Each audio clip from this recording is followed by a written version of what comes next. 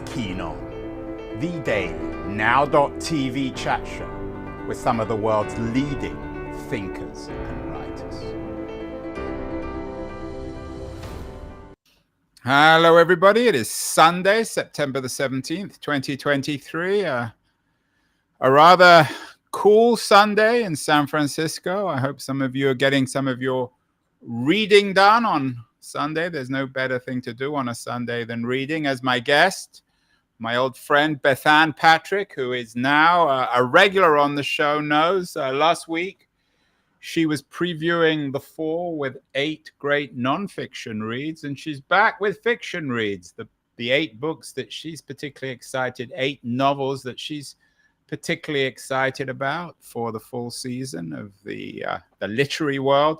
Bethanne, I'm struck, and you can choose where to start.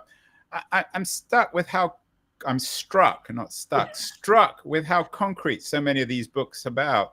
So many of these novels, we think of novels in the abstract, but of course, they're built around history, built around nonfiction, books about Haiti in 1991, Malaysia in the early 20th century, the Vietnam War, slavery. So a lot of your novels are very concrete, aren't they? They are. And I am so glad to see you, Andrew. Great to be back. And I do think that there's something about this fall and the idea of the concrete novel, something that has something to say about an historical era, about people. Even we've got something about a great writer here. And I'm going to start there because we were talking in nonfiction last week, Andrew, about Wifehood by Yeah, I'm particularly intrigued by this book, The House of Doors, which is kind of like wifedom in a way. I was going to start with the Sandra Newman actually because Right. I was, thinking, but let's start with the House of Doors because Tan Tuan Eng, and the last name is Tan, is writing at least his second novel, his second historical novel about Malaysia. And this one is actually centered on a real short story by Somerset Maugham, famous English writer, called The Letter. And that short story was based on a real life scandal in British expatriate Malaysia in the 1920s, as you mentioned. And it was basically a scandal about a British couple and an affair and the shockwaves it sent through their community.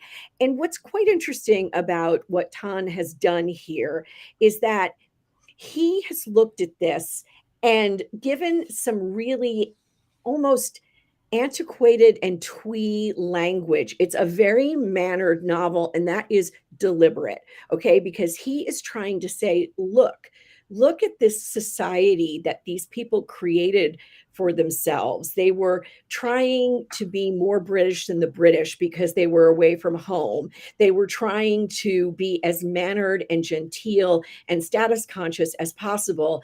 And that was their undoing. And it's also how they hurt that society. So it's quite beautiful. And the writing, I think, is used to great effect.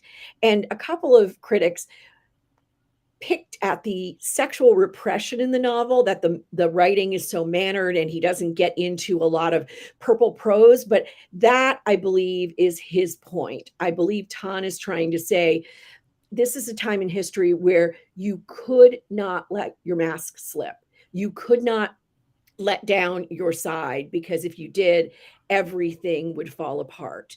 And everything falling apart, of course, is both what needed to happen and what made things really difficult.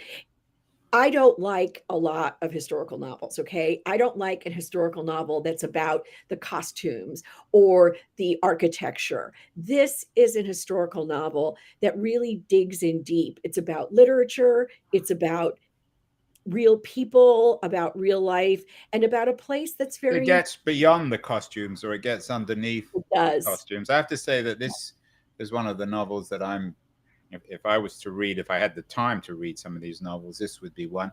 How does Morn come out of it? He's an interesting character. he comes out of it a bit weaselly and a bit repressed, a bit cowardly. I think he is an interesting character. I wouldn't say that Tan is tougher on him than on anyone else in the book, but you'll definitely think, this was not a period of time that was kind to these people. Well, he It comes was, out better than Orwell comes out of wifedom. We'll talk about that in a minute. well, exactly. The book got it got longlisted for the Booker Prize. It already has 780 ratings on Amazon, but it doesn't come out in the US till October the 17th. I Yeah. assume it's already out in the UK. I believe it is, and his previous novel, I think, may have been on a Booker long list as well. I'm not sure. He's just a fantastic writer and really deserves a much wider audience here. So I am excited about this one, about people looking at it and saying, okay, here is someone from another part of the world who is writing an historical novel that if you will, Americans can actually get their heads wrapped around. Are you hearing this music? I am, and I don't know why. I think it's on my, I think this is Somerset Maugham's Revenge. Hold on a minute. It is Somerset Mom's Revenge. It Hey, sounds what? like some kind of tea dance music, doesn't it, from the 20s? I don't know. So strange. Yeah, I think we're gonna have to start this again. Actually, Oh no. Okay. I don't know why this is happening. I'm gonna email you another link, okay? Okay, And we'll no start worries. again. I I will apologize. shut down. Bye. Bye.